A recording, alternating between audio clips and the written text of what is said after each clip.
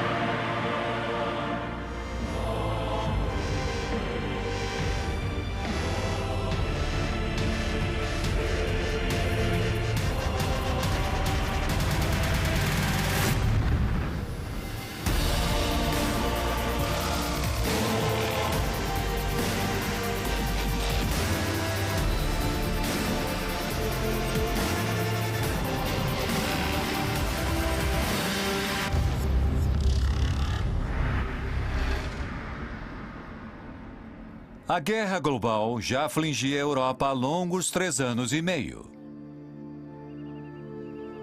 Ambos os lados, aliados e alemães, estavam exaustos, atolados nas trincheiras do norte da França.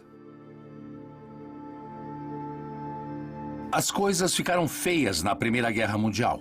A Europa ficou exaurida, muitas cidades destruídas, a fome e as doenças já estavam se espalhando. A Cruz Vermelha não podia dar conta do que acontecia. Os aliados europeus precisavam de reforços, energia nova, sangue novo. Para ajudar na luta, os aliados recrutam um novo país para seu lado. Na sequência de sua longamente aguardada entrada na guerra, a América se prepara para marcar presença. 10.000 combatentes americanos começam a chegar na França por dia, prontos para reforçar os aliados. A América transferiu centenas de milhares de soldados para a França, então a Alemanha sentiu aumentar a pressão.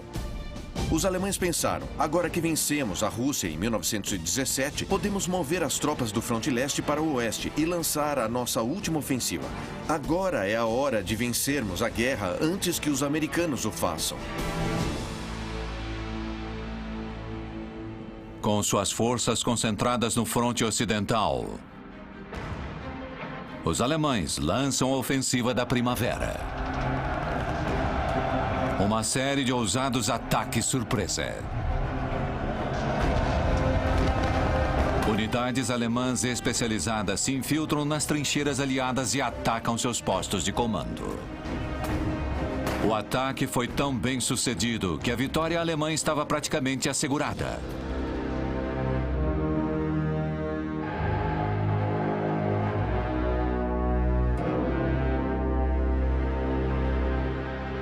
Mas as linhas de suprimento das potências centrais estavam muito estiradas e não tinham tanques para manter o terreno. Visando Paris, os alemães atacam Marne.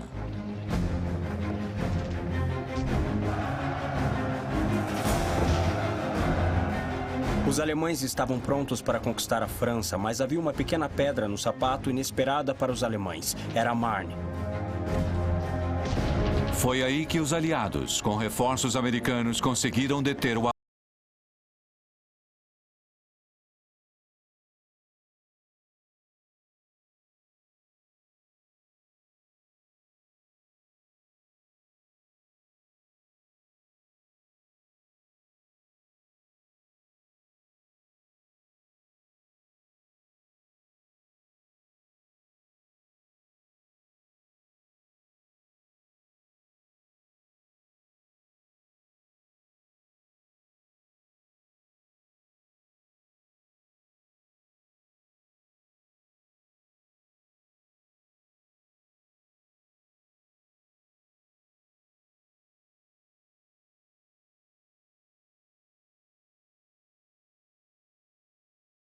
Os americanos trouxeram consigo exatamente a arma que faltava aos alemães. Um batalhão de tanques leves feitos na França, sob o comando do coronel George S. Patton. Avançamos quando amanhecer. Patton testa sua nova estratégia. Ele adota um novo tipo de armamento, o tanque. Então, foi uma batalha importante para ele, para provar que os tanques eram valiosos no campo de batalha e assim estabelecer-se como um importante líder militar.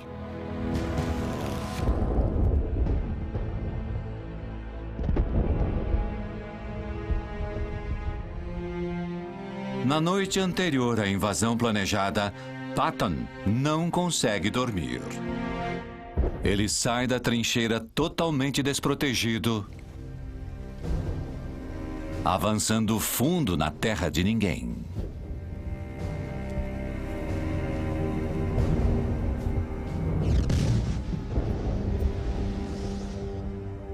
É o lugar mais perigoso do mundo.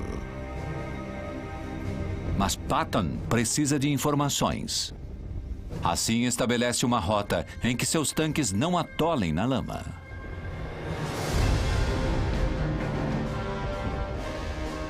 Ao se olhar para alguém como George Patton, que usa bem a informação, vemos que o melhor que ele fez foi transformar a informação em ação bem rapidamente. A tendência de George Patton era para a ação, porque era agressivo e foi muito efetivo nisso.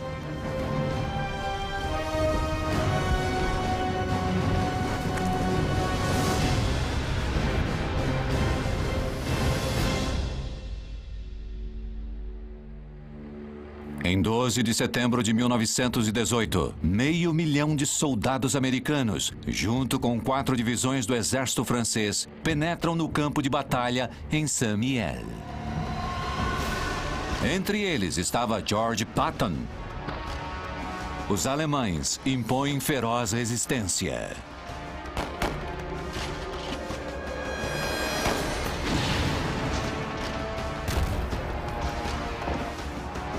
Mas as informações levantadas por Patton valem a pena.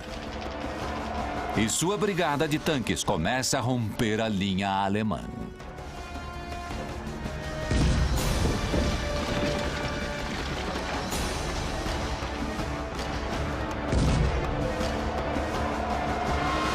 Dentre os soldados em Saint-Mihiel, encontra-se o general brigadeiro Douglas MacArthur. Soldado, avance ao flanco esquerdo, agora! Sim, senhor. General, a companhia italiana está avançando. Se posicione no morro. Sim, senhor. Avancem, avancem agora! Tenente George S. Patton, 1ª Brigada de Tanques. General Brigadeiro Douglas MacArthur, 42ª Infantaria. General, pedem sua presença. Muito bem, rapazes. Vamos! Patton e MacArthur estavam em Saint-Mihiel e encontram-se no campo pela primeira vez.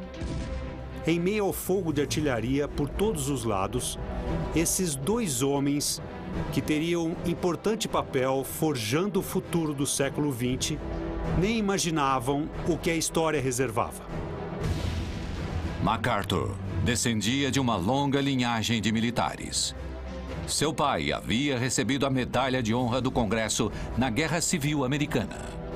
Nada menos seria esperado de seu filho.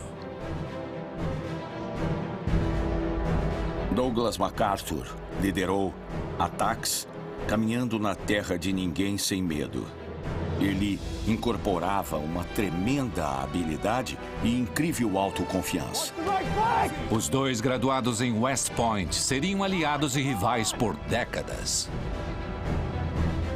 Juntos com o exército francês e 500 mil de americanos, os aliados vencem e tomam Saint-Mihiel.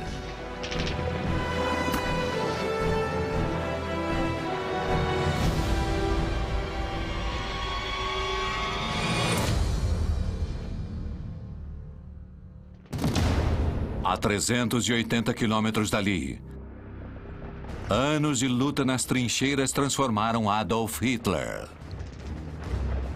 de um solitário sem objetivo em um soldado endurecido. A ideologia de Hitler cria raízes nas linhas de frente. Ele começa a acreditar na superioridade alemã, certo de que suportaria tudo que os aliados atirassem contra eles. Gás! Gás! Depressa!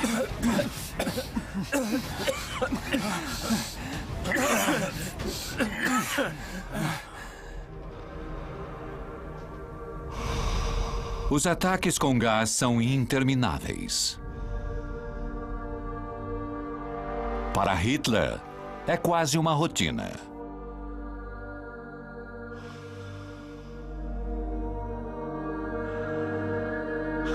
Mas dessa vez, foi diferente. Desde que o gás lacrimogênio foi usado pela primeira vez, os aliados vinham se equiparando aos alemães passo a passo, conforme desenvolviam gases cada vez mais mortais. Gás! Gás!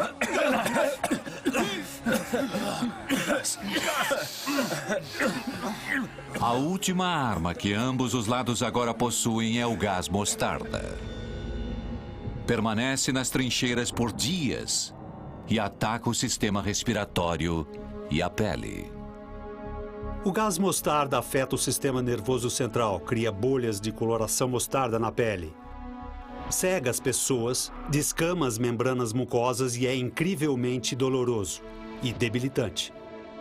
E como é inodoro, quando se percebe que foi inalado e penetrou na pele, já é tarde.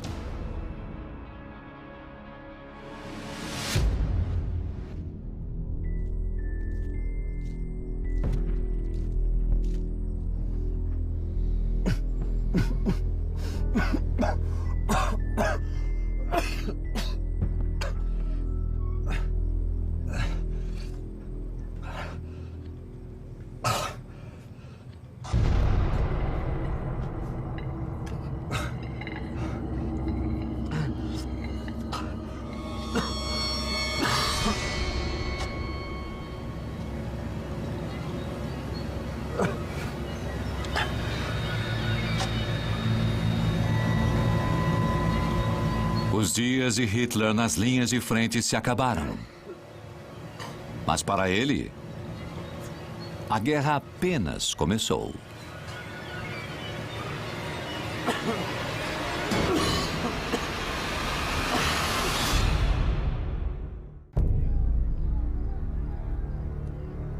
A ofensiva dos aliados força o exército alemão a relocar seus prisioneiros de guerra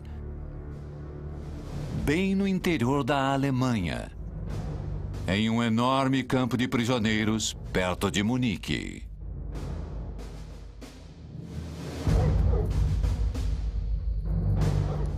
Entre os prisioneiros, encontra-se um comandante francês, capturado ao sair de licença de seu batalhão posicionado em Verdun.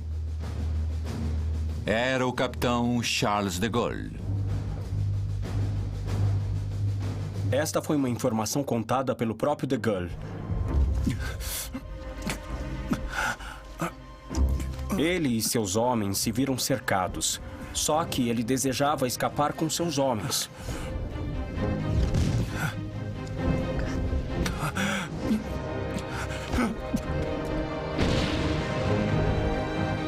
Atiraram uma granada contra ele.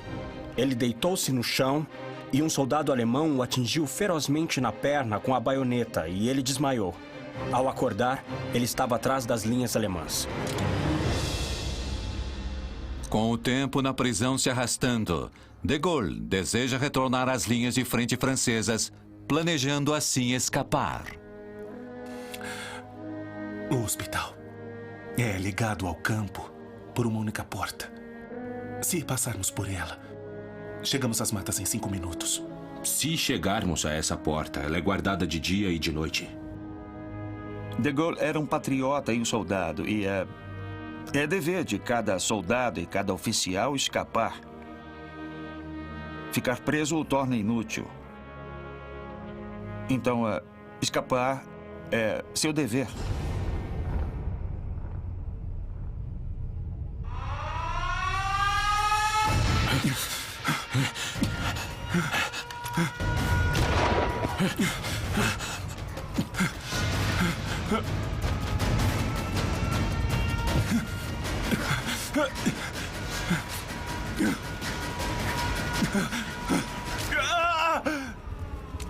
Depois de diversas tentativas de fugas frustradas, De Gaulle é colocado em confinamento solitário.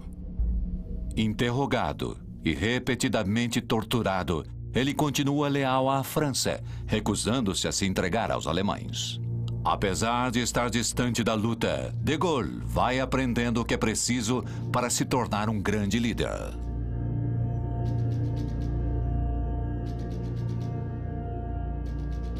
Eu passei quase 3 anos em confinamento solitário e dar batidas na parede era o modo primário que tínhamos de nos comunicar. Aprendemos que juntos podemos conseguir resistir ao inimigo. Isto também me ensinou a dar o devido valor. Não só à liberdade, mas de servir a uma causa maior que o nosso próprio interesse.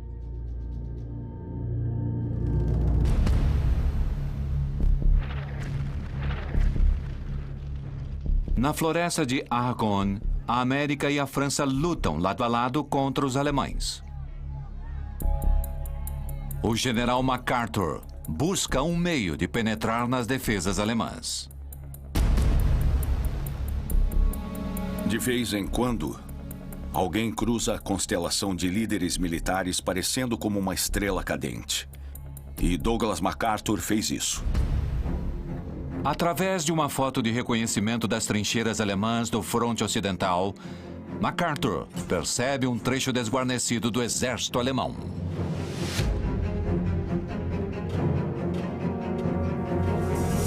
Informações são essenciais, e quanto mais tem, melhor. Mas, no final das contas, são os seus instintos que prevalecem. MacArthur está determinado a romper a linha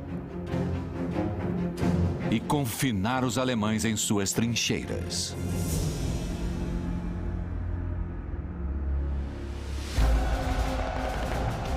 E no outono de 1918, as forças americanas e francesas iniciam a Batalha da Floresta de Argonne. Fogo!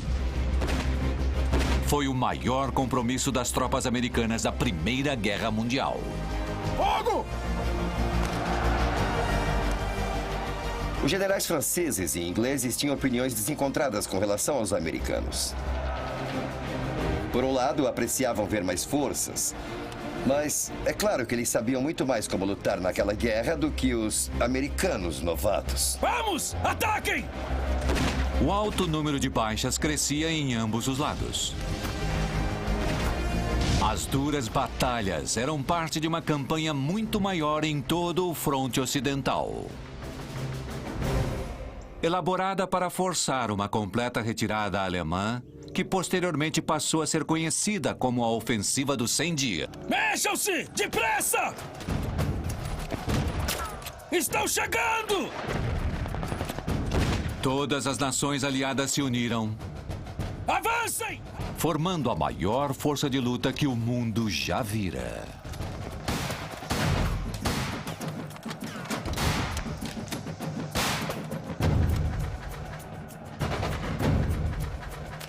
A ofensiva dos 100 dias foi um grande feito em armas. Finalmente usaram a tecnologia adequadamente e aprenderam a coordenar infantaria, tanques e artilharia.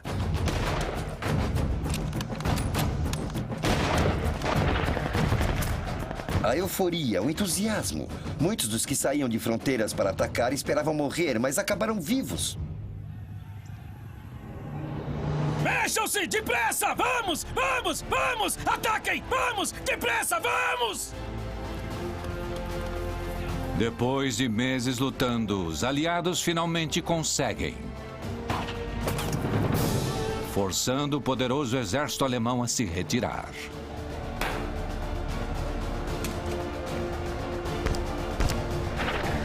Finalmente, sem outra opção, dezenas de milhares de soldados alemães depõem armas e se rendem.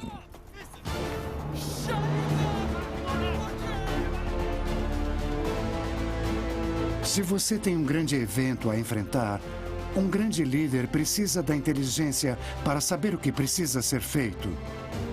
E é preciso a resistência física e mental para efetivamente seguir adiante, quase sempre contra grandes contrariedades.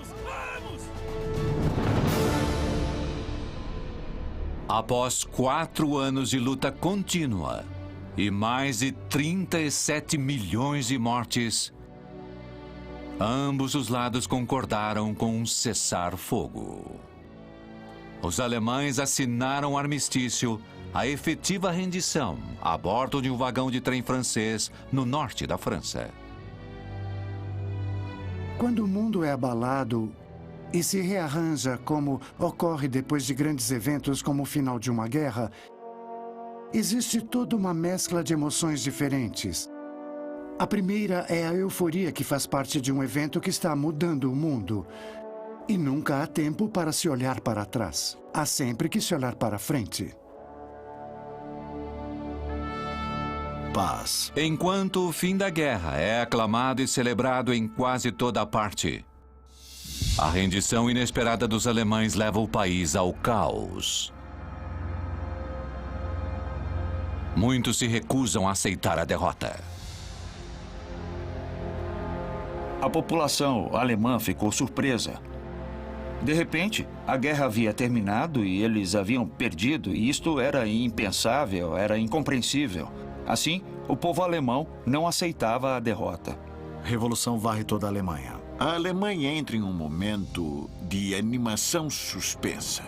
Foi um enorme colapso. Foi o colapso total. Enquanto a maior parte do mundo dá boas-vindas à paz, alguns, bem no coração da Alemanha, recusam-se a aceitar a derrota. Hitler foi ferido em um ataque com gás bem no final da guerra. Então foi hospitalizado e ficou temporariamente cego. Foi Deus quem enviou esta guerra contra os exércitos ocidentais. Enquanto estava no hospital, soube que a Alemanha havia perdido a Primeira Grande Guerra. E isto produziu uma virada crucial na vida de Hitler. Na estreita visão de Hitler, era sempre vida ou morte. Vitória ou derrota total. Para ele, a rendição era algo não germânico. Uma covardia quem se rendia desse jeito.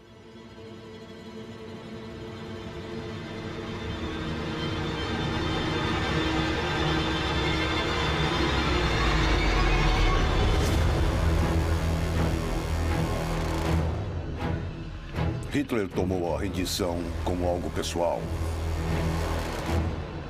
Um golpe destrutivo e pessoal em si mesmo. Ele também assumiu isso como uma missão. A lição de vida. Para conseguir se vingar e retificar a rendição.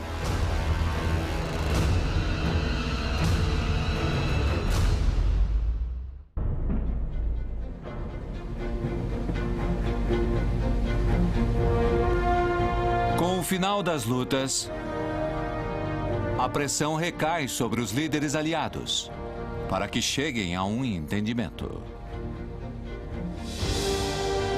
evitando que a guerra irrompa novamente. Os líderes mundiais convergem então para a França para negociar os termos de paz. Paris, França, janeiro de 1919. Os líderes reúnem-se em Paris, mas um país não foi convidado à mesa: a Alemanha. Senhores, por favor, sentem-se. Com licença.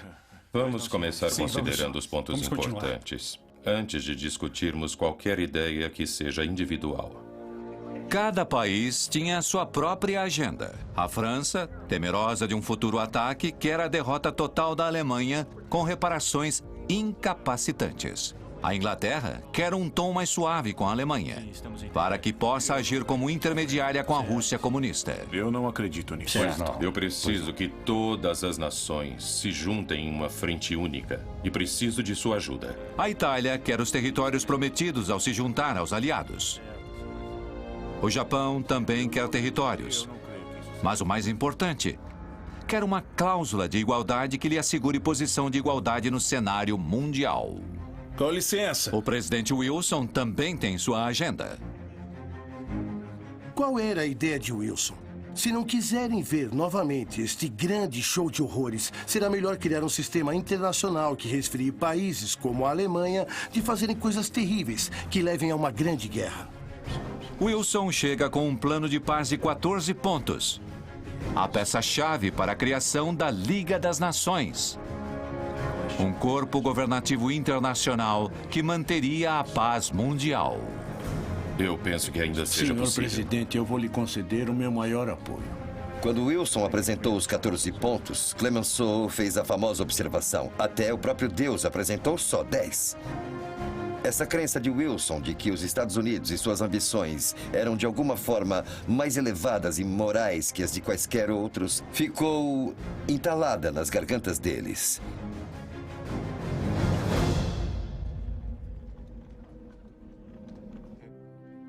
As negociações de paz se arrastavam há meses.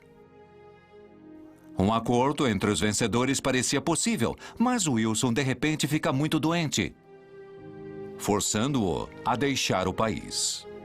Os médicos logo descobrem que ele fora acometido com a gripe espanhola. Uma pandemia mortal que já havia matado mais de 50 milhões de pessoas no mundo todo. Gripe espanhola aumenta em todo o país. Sem Wilson, as negociações logo deterioraram. O fundamento de qualquer aliança é o respeito verdadeiro entre as partes. E pela minha experiência, as potências não precisam ser do mesmo tamanho para formar uma forte aliança, mas precisam ser capazes de confiar umas nas outras e irem em auxílio umas das outras. Depois de 6 meses de intensas negociações, os aliados finalmente tinham um tratado. Mas o acordo final estava muito distante do plano equitativo que Wilson esperava. A Itália não conseguiu os territórios que lhe foram prometidos ao se juntar à guerra e sentiu-se traída. O Japão também não conseguiu territórios e, pior, a proposição antirracista de ser reconhecido como um igual foi derrubada. A cláusula de igualdade foi revogada por uma combinação perversa de resistência interna do Império Britânico, liderada pelos australianos, e pelo anseio colaboracionista da administração Wilson. Os japoneses saíram de Versalhes muito decepcionados, dizendo que parecia que todos tinham direito a ter um império, menos eles. Isso lançou as sementes de um sentimento de profundo descontentamento.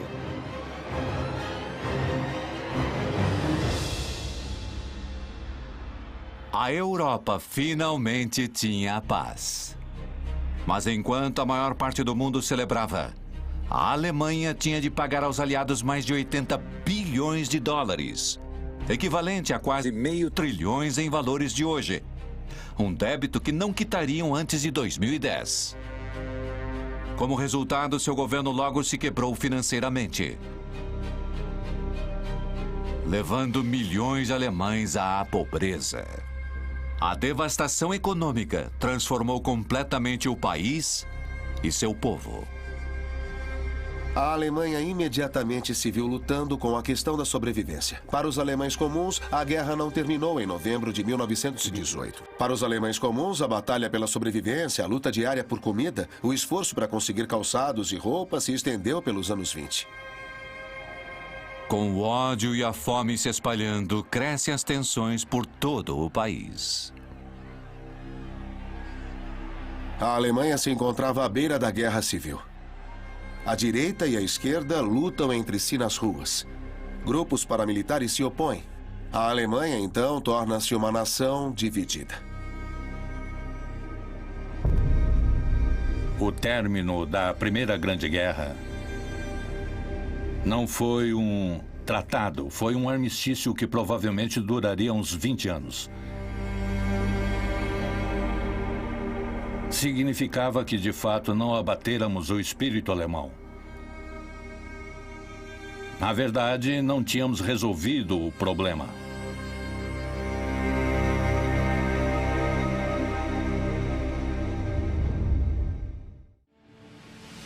Alemanha. Na Alemanha, o sentimento perceptível era de perda, depressão, desunião. Eu creio que as pessoas se preocupavam com a situação. Aumentando a intranquilidade do país, os milhares de soldados que retornam ficam perambulando pelas ruas das cidades como em Munique. Seu futuro é incerto. E dentre eles estava Adolf Hitler.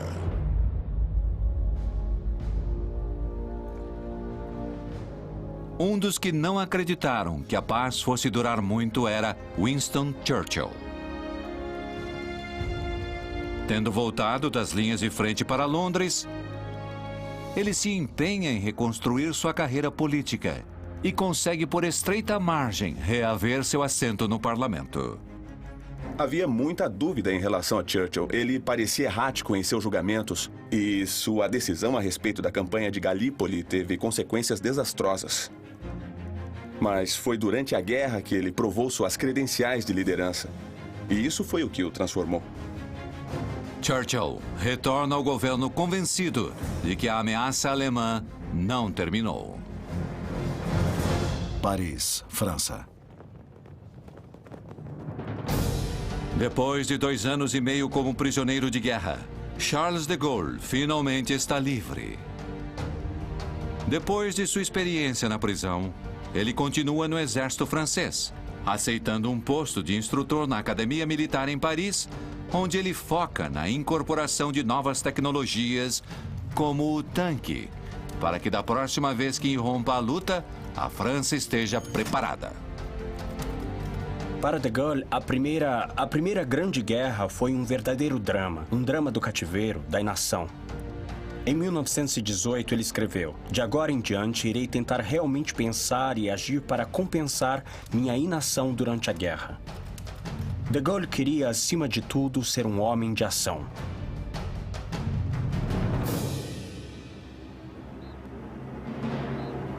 Depois de liderar suas tropas para a vitória na França, o general brigadeiro Douglas MacArthur recebe um dos mais prestigiados postos nas Forças Armadas. Vai se atrasar novamente? Não, senhor! Superintendente da Academia Militar de West Point, onde imediatamente começa a preparar os soldados americanos para combate, caso a paz venha a falhar. A 380 quilômetros dali, em sua academia de tanques em Camp Meade, Maryland, o coronel George S. Patton também está treinando a próxima geração de soldados americanos. Apontar!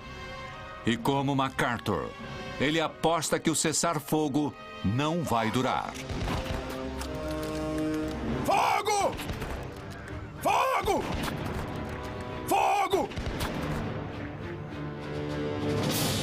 Na Itália, um homem enxerga o fim da luta como uma oportunidade.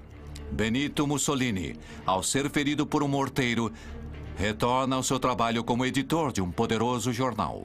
Mas o país pelo qual lutou para proteger está agora em declínio. A Itália saiu da guerra como vencedora, mas não recebeu os territórios que esperava ganhar. Isto criou um sentimento de ultraje entre os italianos nacionalistas, um sentimento de quase derrota, apesar de estarem do lado vencedor. Mussolini usa seu jornal para difundir sua visão de uma nova Itália, que, sob uma forte liderança, poderia retomar a glória do Império Romano.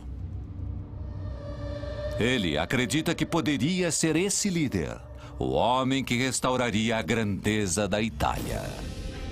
Logo, ele leva sua visão antigovernista a um novo meio, o rádio, transmitindo sua mensagem radical, nacionalista e autoritária para milhões. Nós entramos efetivamente em guerra desde que levantamos a bandeira de nossa revolução, que foi então defendida por um pequeno grupo de homens contra os maçônicos, democratas e capitalistas do mundo. Mussolini era um homem de palavras fortes. Ele gostava da ideia de derrubar as instituições existentes e favorecia o uso da violência para conseguir isso.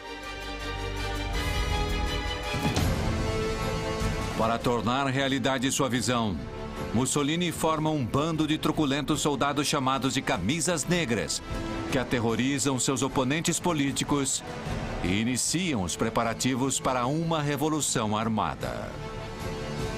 Em questão de meses, Mussolini lança um movimento que irá influenciar Hitler e mudar o destino da Itália. Ainda cambaleante com a rendição alemã, Adolf Hitler retorna a Munique, sem perspectiva de alguma carreira. Soldado Adolf Hitler. Senhor? Sente-se. Está procurando trabalho. Senhor, eu estou pronto para trabalhar. Eu entendo. Mas, infelizmente, eu não tenho nada. Nada? Não há trabalho. A guerra terminou. Tem que haver alguma coisa. Depois de tudo que eu fiz, de tudo que eu dei. Há um novo grupo político na cidade. O Partido dos Trabalhadores. Precisamos descobrir mais sobre eles.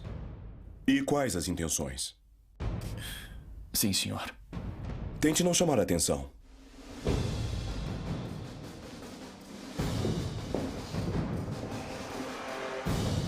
O Tratado de Versalhes causou as condições econômicas que favoreciam extremismos. É fácil ver na história que quando a economia fica terrível, isto favorece o surgimento de todo tipo de organizações extremistas.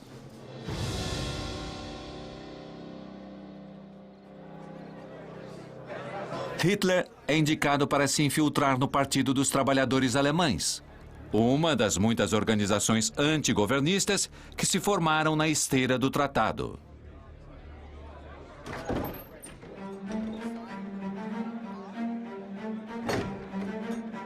Durante meses, ele comparece a reuniões secretas realizadas em locais não divulgados pelo país. Eles aviltaram nossa honra. O Tratado de Versalhes não tem meu acordo. É como se nada tivesse acontecido, como se tivéssemos sido esquecidos. Mas Hitler logo percebe que os membros do Partido dos Trabalhadores não são comunistas, e sim nacionalistas radicais, intensamente leais à terra-mãe, e muitos deles abrigam visões extremadas da superioridade germânica, visões nada diferentes que as dele mesmo. Nunca houve um esforço real para se lidar com os danos ocorridos durante a Primeira Grande Guerra. Essa falha foi o que acabou levando à ascensão de Hitler e do nazismo. A Alemanha, como um todo, está morta. Nada restou dela. Temos revoltas nas ruas. Não há mais uma Alemanha para a qual lutar. A Alemanha precisa se dividir. É apenas através disto que poderemos sobreviver. Não, senhor. Não há mais nada pelo que lutar. Não há nada pelo que lutar? Famosas últimas palavras de todos os vira-casacas da história da guerra. Os fracos dentre nós voltam-se a essas desculpas para abandonar o orgulho e a esperança, quando é apenas a união que separa os vitoriosos dos derrotados. E está claro que pararam de lutar. Mas nós ainda lutamos na Grande Guerra Alemã. Nossa guerra pelo que merecemos. Uma Alemanha unida e forte. Uma Alemanha orgulhosa. A Alemanha é um gigante adormecido. E quando livrarmos a nossa nação das fraudes sem fibras dentre nós, juntamente com os criminosos de Versalhes, iremos novamente encontrar a grandeza.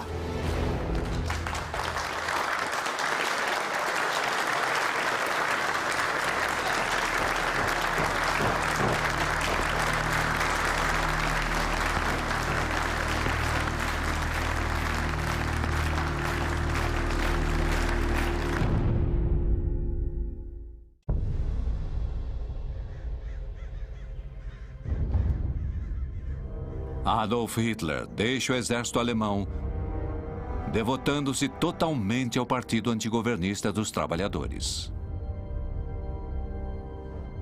Sua popularidade e retórica feroz na questão do nacionalismo e antissemitismo o fazem se destacar no grupo. E ele é promovido a chefe da propaganda. Sua primeira ordem de negócios é uma completa transformação do partido. Chamaremos a nós mesmos de Partido do Nacional Socialismo!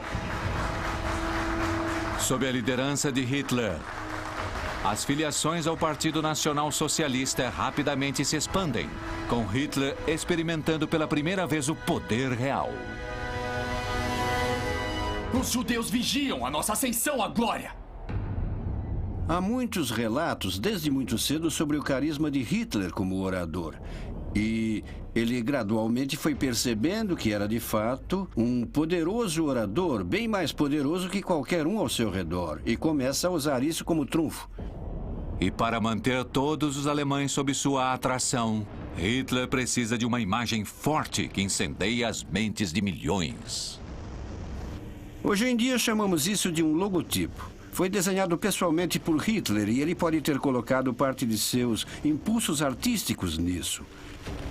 A parte essencial disso remonta à Índia, mas foi adotada como símbolo do racismo e antissemitismo, combinado ao fundo vermelho do socialismo e tendo vermelho, branco e preto, remetendo ao velho Kaiser.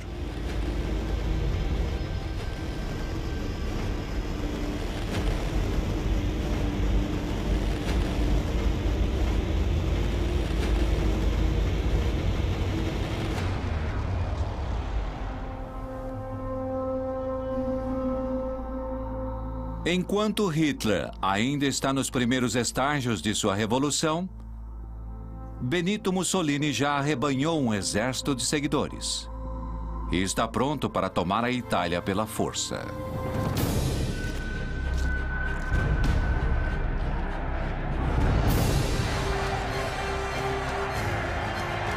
Durante 7 dias em 1922, em uma demonstração maciça de popularidade, Mussolini orquestra a marcha de 30 mil camisas negras em Roma. Com o povo atrás de si, Mussolini e os camisas negras invadem o Palácio Real, forçando o rei da Itália a entregar o controle do governo. Mussolini assume o poder na Itália em 1922. Sua bem-sucedida marcha sobre Roma foi facilitada pelo processo de expansão do ego e adulação das pessoas ao redor de Mussolini e, finalmente, da maioria da opinião pública do país. Este é um processo perigoso. Em poucos meses, Mussolini se transforma de editor de jornal no homem mais poderoso da Itália.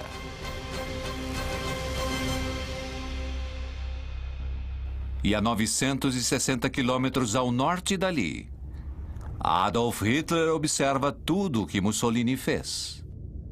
E ele quer esse mesmo poder total para si. Então, ele forma seu próprio exército. Desde cedo, Hitler parece ter se impressionado muito com Mussolini e sua marcha sobre Roma. Sua subida ao poder teve como modelo o que os fascistas fizeram na Itália. A 8 de novembro de 1923, Hitler lidera os nazistas rumo ao Hall da Cerveja em Munique, onde os principais membros do governo se reuniam.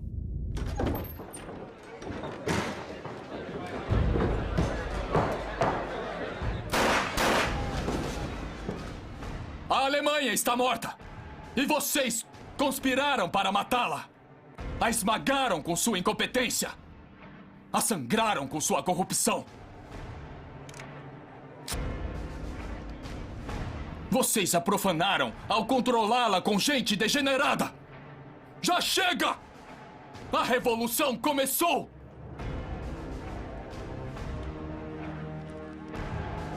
Juntem-se a nós agora! Ao darmos início a uma nova Alemanha! Ao observá-la, a gente pensa como Adolf Hitler conseguiu que tantos o seguissem. Eu creio que foi em parte porque ele conseguia persuadir muitos de que aquilo era a coisa certa a fazer, e em parte porque as pessoas eram intimidadas por ele.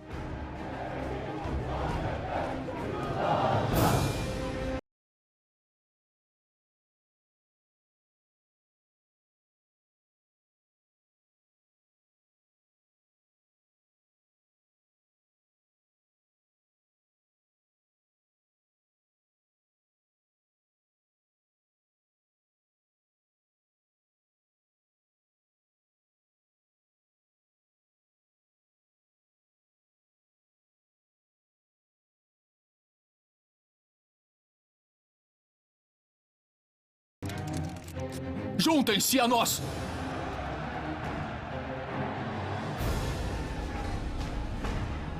O Partido Nacional Socialista conseguiu tomar o governo!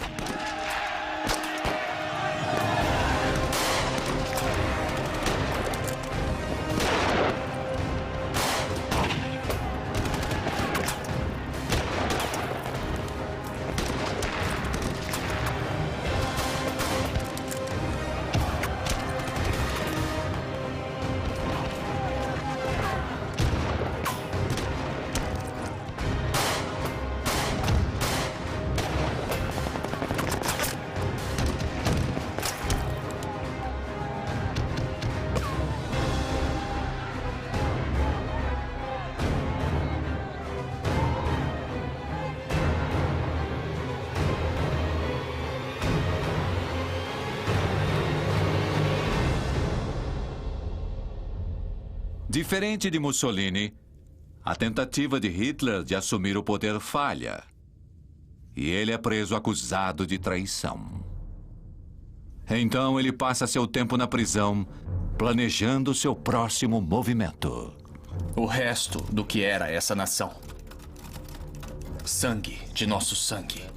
Carne de nossa carne. Liderar uma ideia. Para angariar seguidores e difundir sua mensagem, Hitler cria um manifesto, cujo cerne é um plano radical para a dominação do mundo. Nós devemos sempre lutar para salvaguardar a existência e a reprodução de nossa raça e nosso povo.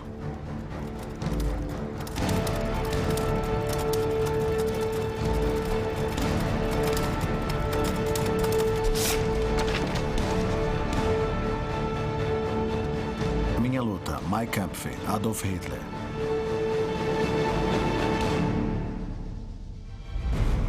A seguir, em guerras mundiais.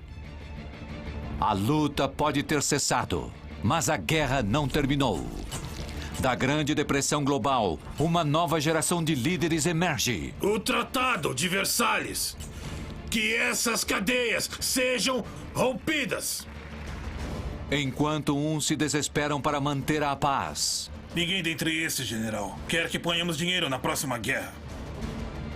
Outros renascem das cinzas, desejando reacender a Grande Guerra Global. Hitler é muito mais perigoso do que tudo que já enfrentamos antes. Bombardeiem cada cidade, cada aldeia, cada vilarejo. Vamos aniquilá-los. E com a luta irrompendo de novo. Isto não é um pedido, isto é uma ordem. O destino da humanidade está em jogo. É tempo de romper o jogo americano de uma vez por todas.